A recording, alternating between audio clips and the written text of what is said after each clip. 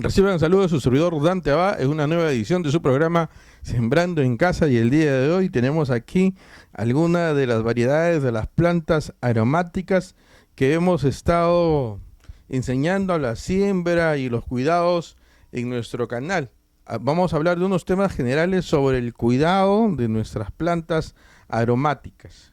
Esta es una edición especial.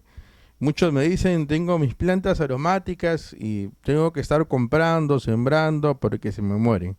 Uno de los principales motivos para que perdamos nuestras plantas aromáticas es el riego.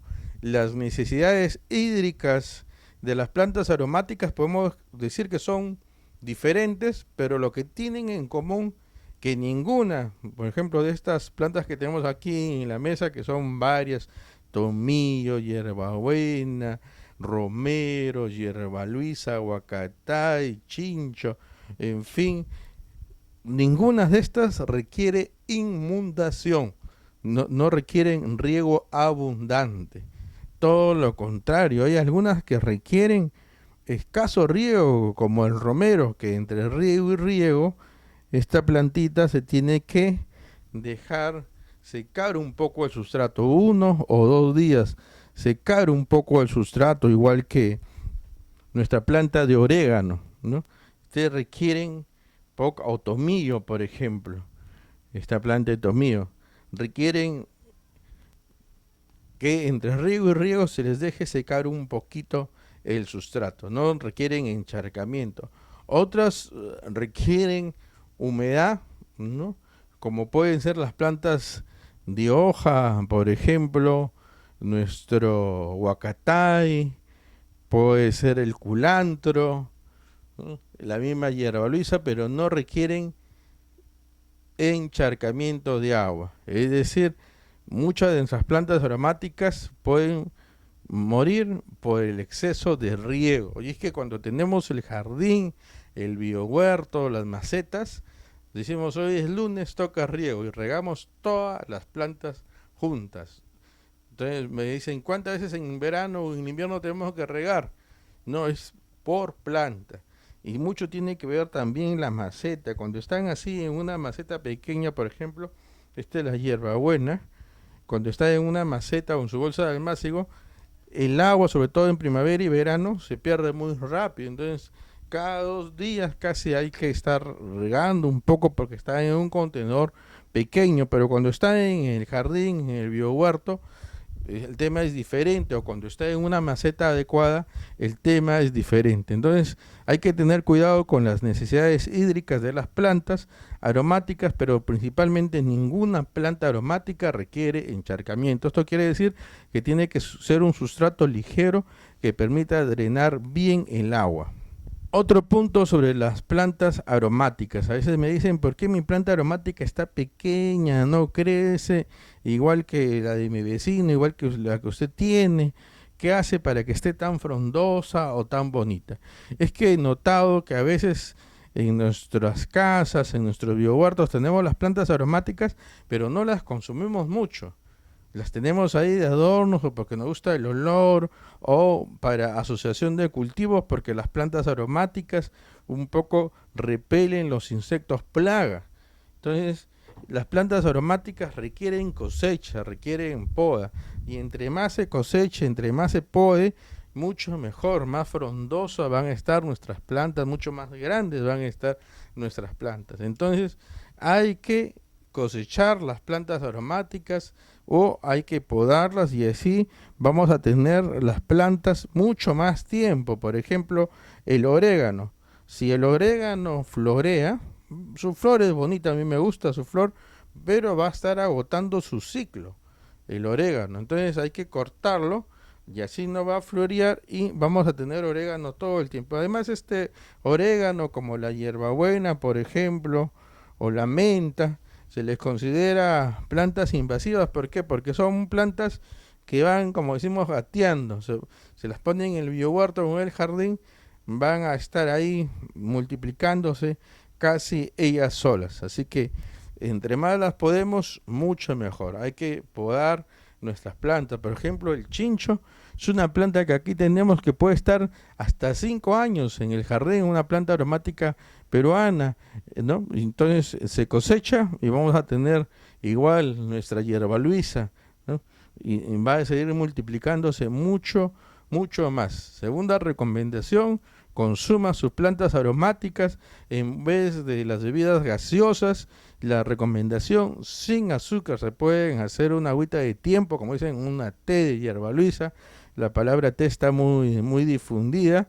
Y también incorporarlos a nuestras comidas, porque las hierbas aromáticas nos dan mucho sabor y también mucha salud.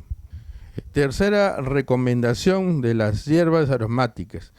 A veces veo que compramos muchas plantas aromáticas y no tenemos mucho espacio. Entonces en un jardín, en un macetero, un contenedor pequeño, ponemos muchas plantas aromáticas. Entonces, las plantas aromáticas, digo, son como las plantas, igual los árboles son como cualquier miembro de la familia, van creciendo, se van desarrollando, tanto en tallos, sin hojas, como también en raíces. Entonces, una persona que está con el mismo zapato va creciendo, imagínense, todos los años calza un número más de repente y ese zapato se lo sigue poniendo, va a dificultar su desarrollo. Igual son las plantas para que crezcan realmente en su plenitud, las plantas aromáticas necesitan un espacio adecuado para crecer. Entonces cuando están muy apretadas van a competir tanto por luz como también por el suelo, en las raíces, y ni una de las plantas va a crecer sanas y fuertes. Es importante darle un marco de separación, una distancia entre planta y planta. Hay plantas que podemos poner al borde de los maceteros, por ejemplo como la hierbabuena o el orégano, para que caigan hacia abajo, ¿no? Son plantas que pueden colgar, y en el centro se poner otras plantas que son tipo arbustivas, como el romero, por ejemplo. Se les puede asociar además por las necesidades hídricas. Aquellas plantas que entre riego y riego es necesario que se seque un poquito de sustrato, y aquellas plantas que requieren que el suelo esté húmedo. Humedad, no encharcamiento. Hay que tenerle el espacio para que nuestras plantas crezcan bien. Por ejemplo, una planta de manzanilla. Yo he tenido plantas de manzanilla que se han hecho arbustivas, pero requieren por lo menos una maceta de 40 centímetros de profundidad y requieren tener su espacio en el maceta. La cuarta condición general de las plantas aromáticas es la luz. Hay plantas que están a pleno sol y hay otros que pueden estar en semisol, pero estas plantas no pueden estar en sombra total al interior a veces las tenemos en la cocina, o a veces las tenemos en la sala o en un espacio que no les da nada de sol y no se desarrollan bien. Pueden estar en la cocina, pero si la cocina tiene un tragaluz, hay una parte donde lee luz, y al menos reciban 4 o 6 horas de luz al día nuestras plantas aromáticas para que se desarrollen bien a plenitud. Así que esa recomendación siempre de la luz es importante. Por último, nosotros usamos agua de caño, agua de grifo, principalmente en las casas. Esta agua viene con mucho cloro. Es importante tener un depósito, un balde, un tacho, donde podamos almacenar el agua sin tapa, tenerla por lo menos 24 horas y de ahí poder regar nuestras plantas. ¿Para qué? Para que el cloro no mate los microorganismos del suelo, no mate estos microorganismos y no haga daño a nuestras plantas. Esa recomendación es muy importante. Otras personas me dicen cómo multiplico la semilla. Las plantas aromáticas es en general mucho más fácil multiplicarla por esqueje del mismo tallito.